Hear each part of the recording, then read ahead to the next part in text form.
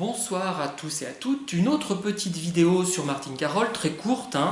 J'aurai des vidéos plus ambitieuses à vous proposer, mais ce sera dans quelques jours seulement. Alors, je me réfère toujours à cet ouvrage de La Montès, lecture croisée, et je lis page 16, la chose suivante.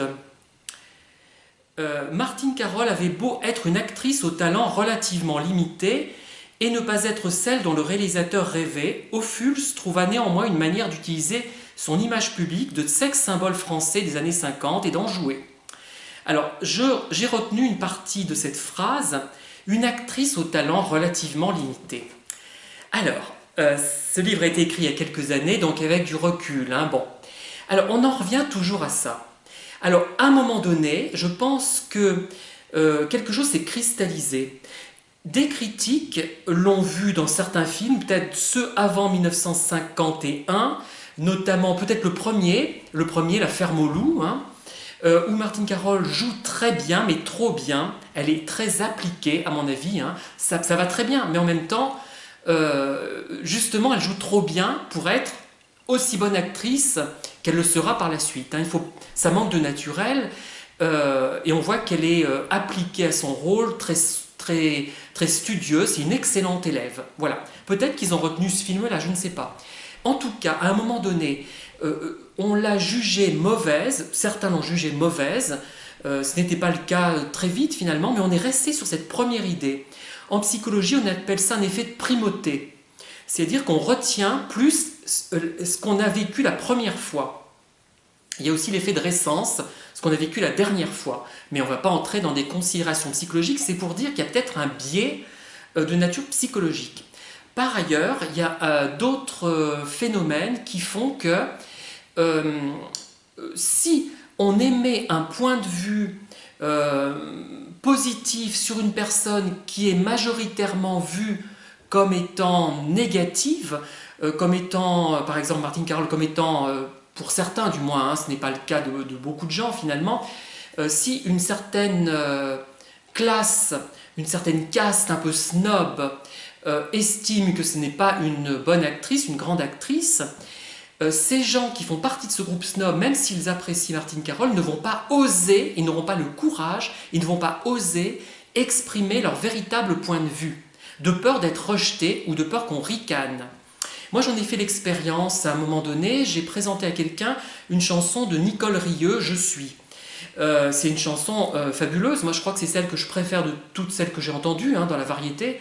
Je crois que rien ne peut l'atteindre ou la dépasser. Mais pour moi, j'ai osé dire que je l'aimais. Moi, j'ai pas honte. Même si j'aimais quelque chose perçu comme ridicule, je l'aimerais et je ne vais pas aller à l'encontre de ce que j'aime, tant pis, je passerai pour un con, je m'en fous, je n'ai rien à perdre, pas grand-chose du moins, à part ma virginité. Comment dire, je n'ai pas à me cacher, je n'ai pas à avoir honte de ce que j'aime.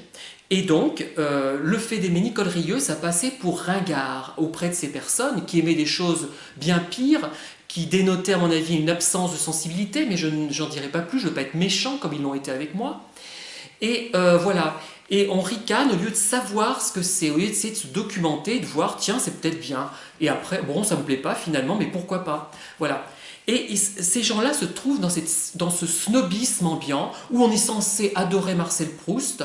La plupart ne l'ont pas lu et s'ennuient mortellement en le lisant. Les vrais connaisseurs, à mon avis, sont rares.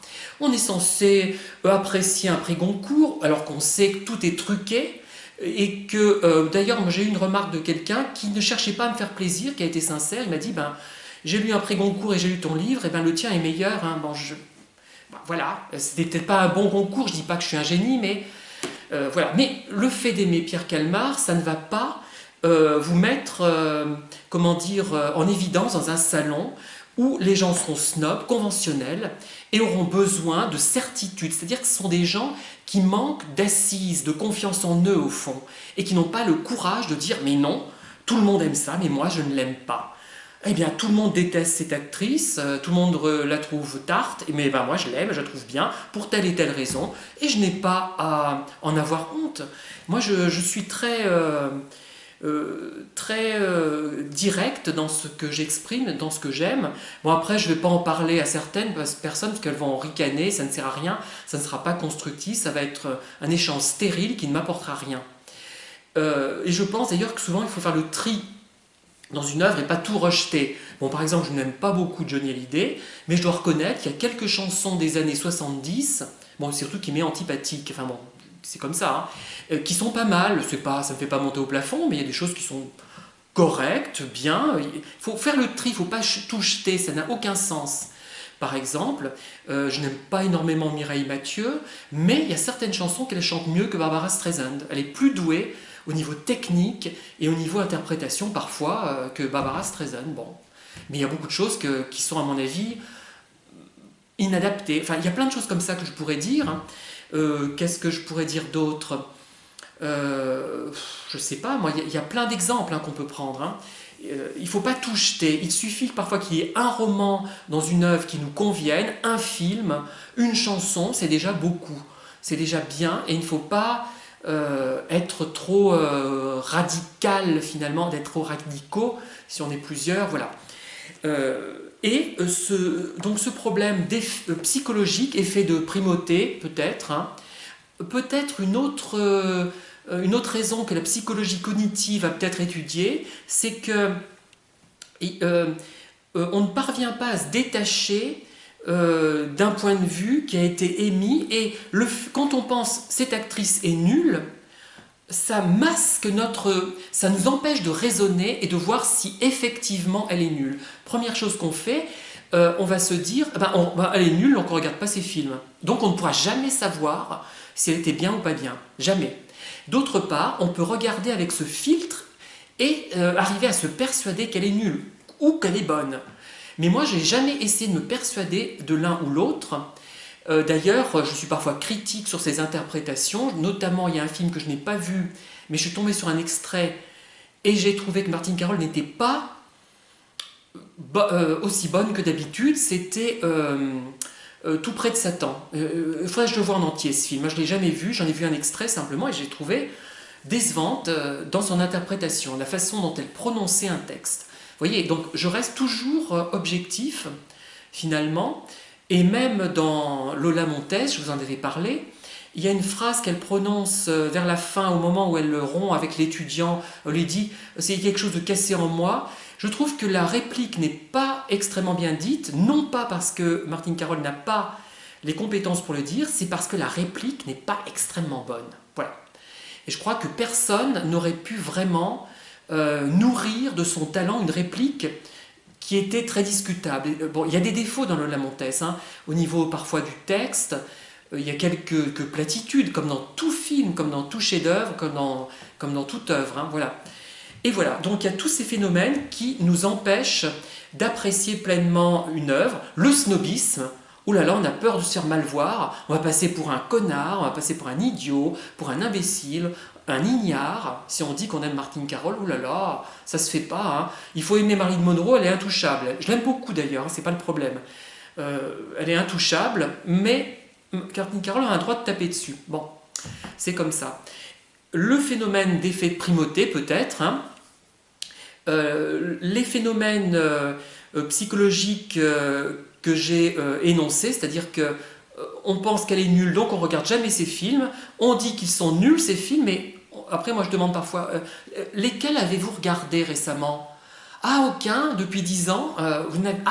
Et mieux encore, je n'ai jamais vu de film avec elle. Voilà. Donc, voilà. Il faut arrêter de se... Moi, au contraire, quand on me dit que quelqu'un n'est pas bon, j'essaie de m'en assurer par moi-même et de voir ce qu'il en est en réalité. J'aime bien voir par moi-même.